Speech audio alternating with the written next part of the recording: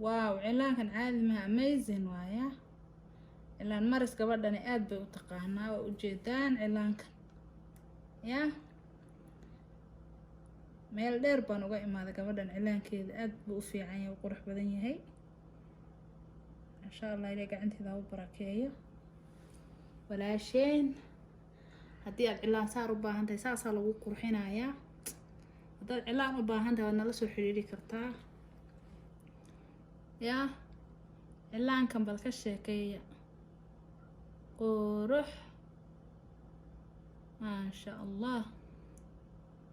ilaa gacantaada ku barakeeyo thank you thank you customer wanaagsan insha Allah customerka waxaan jeclahay in aan si fiican u qanciyo صح aywa faraxsan ee baxaan ما شاء الله